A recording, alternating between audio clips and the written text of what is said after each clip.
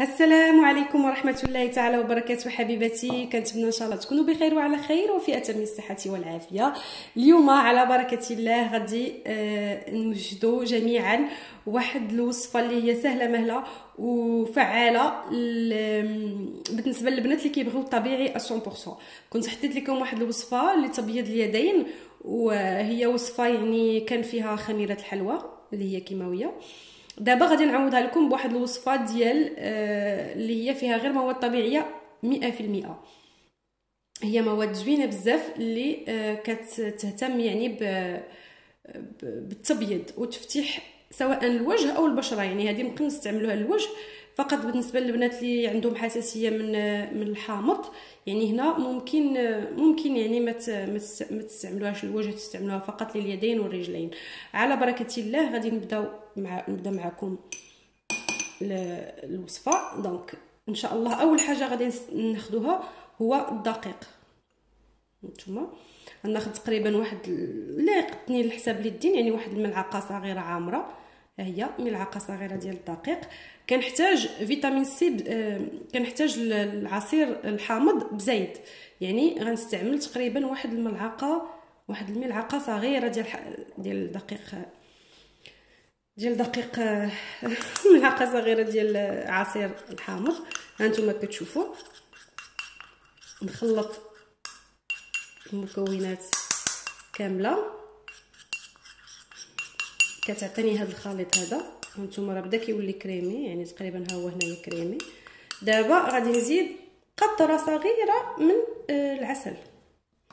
استعملوا اي عسل عندكم، لان حنايا هنايا اللي بغينا من العسل ماشي الفوائد ديالو، ولكن بغينا ديك الماده اللاصقه. ها هي الماده اللاصقه. غادي نستعمل تقريبا غير 2 قطرات. هانتوما كتشوفوا غنستعمل لانني غنبغي غير ديك باش يلصق ليا، باش يدير ليا داك المفعول ديال التقشير. هانتوما ساشون كو العسل ملي كنزيدو على الوصفات راه كيجري الوصفات. دونك هانتوما كتشوفوا هذه هي الوصفه.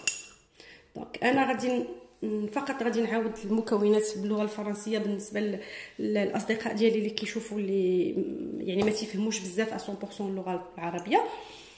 Donc les chéris, je vais en fait vous préparer aujourd'hui une recette. C'est pour les mains, c'est pour l'éclaircissement des mains.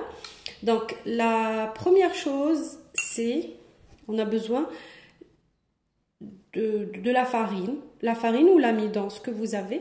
Donc moi j'ai utilisé la farine complète, soit la farine du blé, soit la farine, ce que vous trouvez comme farine, ou la farine que vous avez à la maison. D'accord? On va prendre une petite cuillère, plus une cuillère aussi de jus de citron, et 2 gouttes ou 3 gouttes de miel, n'importe lequel. Donc ici j'ai déjà tout mélangé, comme vous voyez. J'ai déjà tout mélangé. Et comment on va l'appliquer?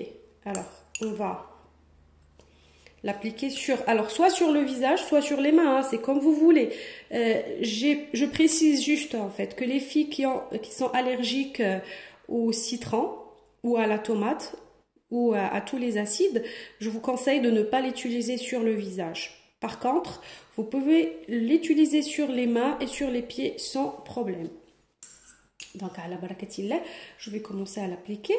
Donc on va l'appliquer sur les mains. Regardez, je vais faire comme un masque, un petit masque.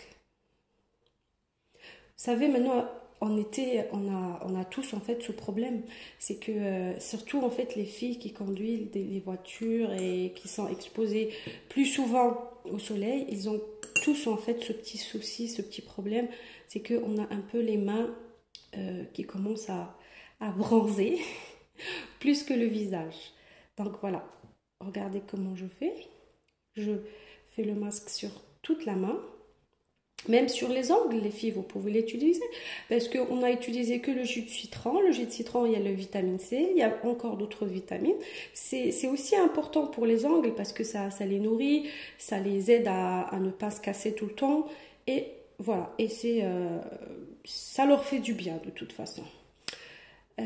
Voilà, je vais l'appliquer partout.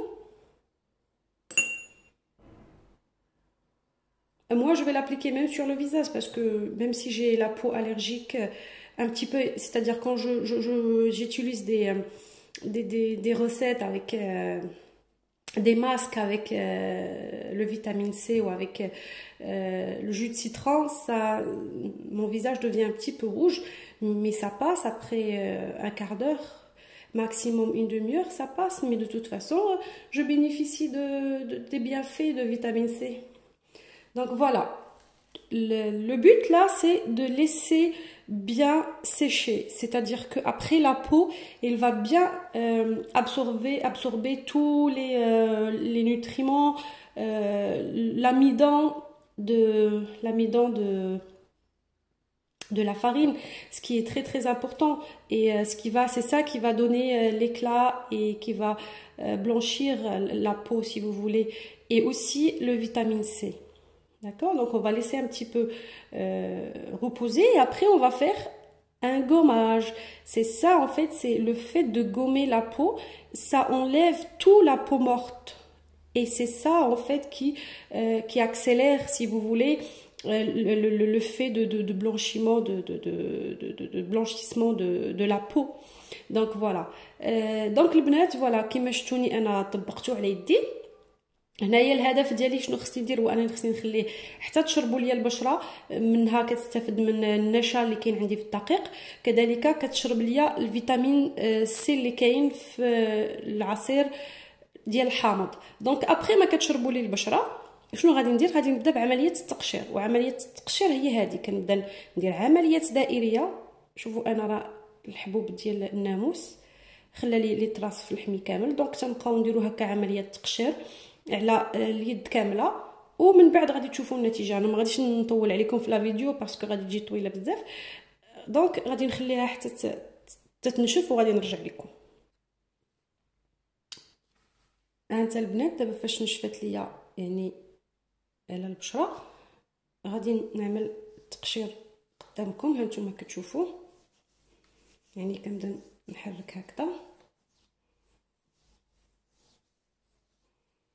هي يعني غادي نبدا نخدم هنايا كما كنوريكم ديما، نبدا نخدم هنا مزيان، نحاول كذلك نقشر هنا، نحاول نقشر ثاني في الجهه الاخرى.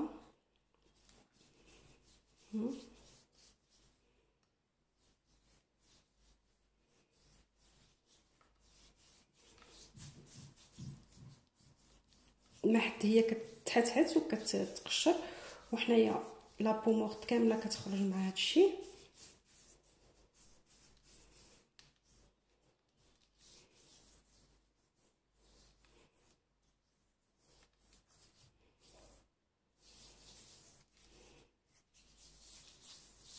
ني نوريكم